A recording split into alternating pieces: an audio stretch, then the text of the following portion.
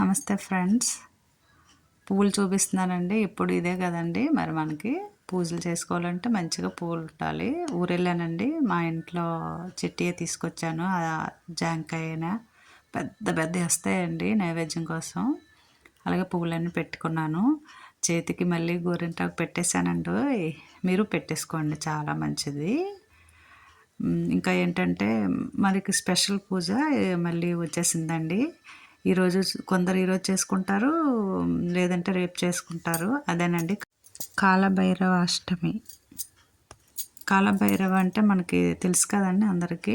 సునకము అంటే ఇంకా చెప్పాలంటే కుక్క. మా ఇంట్లో ఉందండి కాలభైరవ, మీకు తెలుసు.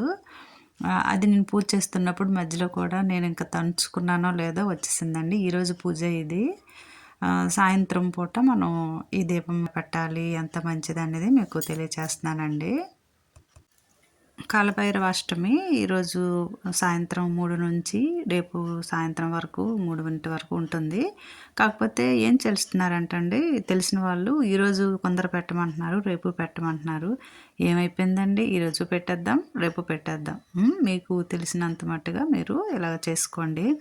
ఏంటి కష్టాలు, మనకి దరిద్రాలు, ఏవేవో మనకి దుష్టశక్తులు అయితే మాత్రం తప్పనిసరిగా మనకు ఉంటాయండి. కొందరు కళ్ళు కూడా పడినా అంతేని. ఇవన్నీ పోవాలంటే చాలా మంచిగా ఈ పూజ ఉపయోగపడుతుంది. అమ్మవారిని చూపిస్తున్నానండి. నాకు ఎంతో ఇష్టమైన, మేము ఇన్ని బస్సులు కొన్ని ఇంత మంచిగా ఉండడానికి కారణమైన అమ్మ ఎవరో తెలుసమ్మా, తలుపులమ్మ తల్లి.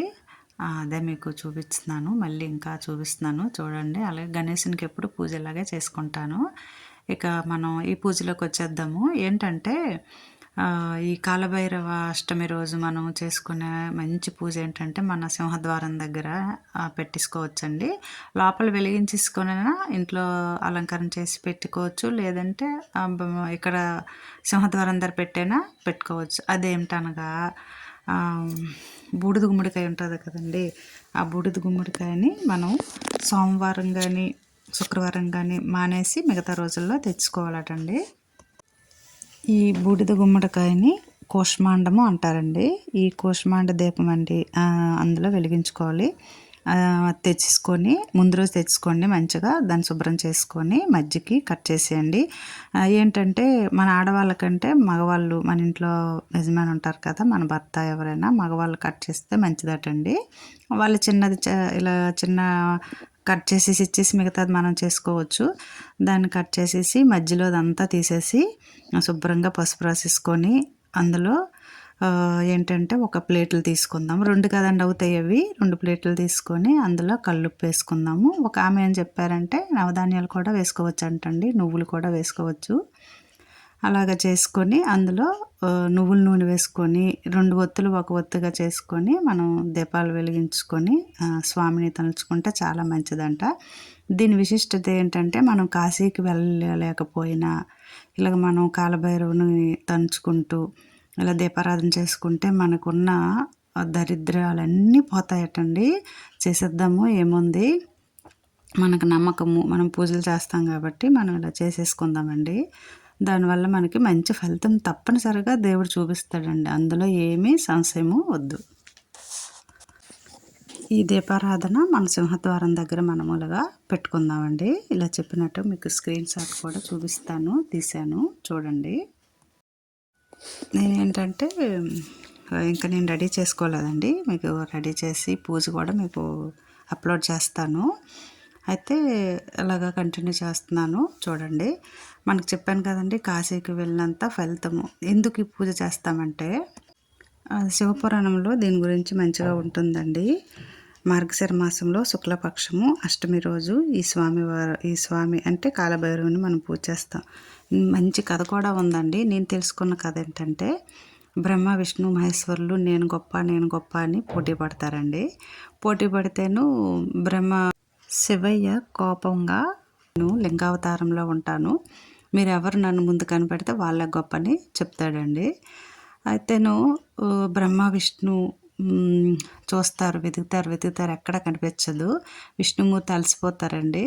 బ్రహ్మ మాత్రం అబద్ధం చెప్పాడటండి, నేను కనిపెట్టాను అని. అయితే అబద్ధం చెప్పినట్టు తెలిసిపోతుంది స్వామికి. ఆ కోపంలో శివుడు పుట్టించిన కాలభైరవుడు ఒక గోరు ఉంటుంది కదండి, తన కాలు గోరుతో బ్రహ్మలో తలలు 5 కదండి, అందులో ఒక తలని గోరుతో తీసేస్తాడండి. అప్పుడు బ్రహ్మహత్య పాతకం అతనికి చుట్టుకుంటుంది. ఆ శివునికి ఇష్టమైన కాశీలో ఆయన్ని ప్రతిష్ఠ చేసి శివుణ్ణి మనం దర్శించుకునే ముందు దర్శనంకి వెళ్ళేటప్పుడు ముందు కాలభైరవుని దర్శనం చేసుకునేటట్టు అతనికి శాపం అండి. అలాగా అక్కడికి ఎక్కడెక్కడ తిరిగి ఎన్ని దేవాలయాలు దర్శించేసుకొని కాశీకి వచ్చాక అతనికి ఆ శాపము విముక్తి అవుతుందండి అని కొందరు చెప్తారండి. అందుకోసమని ఎలాంటి కష్టాలైనా దరిద్రాలైనా మనము ఆ కాలభైరవ అష్టమి రోజు మనం అలాగా దీపారాధన చేసుకుంటే మనకి ఇవన్నీ పోతాయండి. ఏముందండి, ఇన్ని పూజలు చేస్తున్నామా, మనం ఇలా చేసుకోలేమా చెప్పండి. అలాగే ఇగోండి మీకు చూపిస్తున్నాను, స్క్రీన్ షాట్ తీసాను కదా, ఇగోండి ఇలాగా ఈ దీపారాధన మనం చేసుకోవాలండి. ఆ గుమ్మడికాయ అంటే ఇలాగ కట్ చేసేసి మనం పళ్ళెంలో పెట్టి కల్లుప్పు వేసుకొని 2 ఒత్తులు పొడవొత్తులు తీసుకుందామండి. ఆ ఒత్తులు ఏ కలర్ ఒత్తులైనా పర్లేదండి, తెల్లవైనా ఎర్రవైనా గ్రీన్‌వైనా ఏవైనా పర్వాలేదు, నల్లవైనా పర్వాలేదటండి చేసుకుందాము. నేను ఇలాగా పూజ చేస్తున్నాను లేదా మా కాలభైరవ్ నా దగ్గరికి వచ్చారండి, తంచుకుంటే చాలండి వచ్చేస్తుంది, దేవుడి దగ్గరికి ఎప్పుడు రాదు కానీ వచ్చింది చూడండి, అంతేనండి పూజా ఫలం మనకు అలా వచ్చేస్తుంది.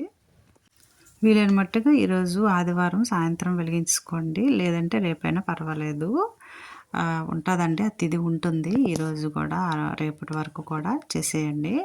అలాగే మనం దీపాలన్నీ అయిపోయాక కొండ ఎక్కిపోయాక దాన్ని నదిలో వేసేయండి, అవన్నీ తీసి మరి ఇంట్లోకి పట్టుకెళ్ళొద్దు, లేదు అనుకుంటే ఎవరు నడవని త్రోవలో వేసేయండి, ఇలా చేసేయండి. ఓకే అండి.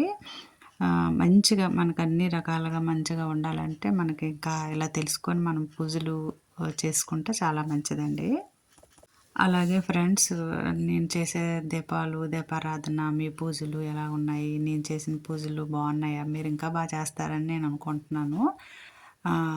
ఈ భక్తి ఉండేవారు తప్పనిసరిగా చేసుకుంటామండి, చెప్పాను కదా, ఇప్పుడు చెప్తున్నదే, ఎంత మనకి లేట్ అయినా ఎంత టైం అయినా మనం తీసుకొని ఇలా చేసుకుంటాము. నేను అలా ఒక్కొక్క పువ్వుగా దారం లేని దండగా చూడండి చుట్టూ అలంకరణ చేసుకున్నాను, ఎలాగుంది ఫ్రెండ్స్.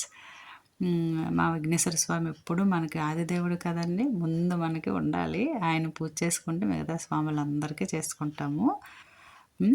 ఇలా చేసుకోండి. ఈరోజు కాలభైరవ అష్టమి దీపం గురించి, కాలభైరవ అష్టకం కూడా ఒక 9 సార్లు చదువుకుంటే చాలా మంచిదటండి, లేదనుకుంటే కనీసం ఒకసారైనా చదవండి. ఆ దీపారాధన చేసిన తర్వాత తప్పనిసరిగా చదువుకోండి. ఎవరెవరు చేశారో నాకు షేర్ చేయండి, కామెంట్ చేయండి. ఇంకా మంచి మంచి వీడియోల కోసం పూజేనండి, పూజలే ఎందుకంటే మనకి ఏమొద్దు, మంచిగా వీడియోలు చూస్తారని ఆశిస్తున్నాను. Thank you.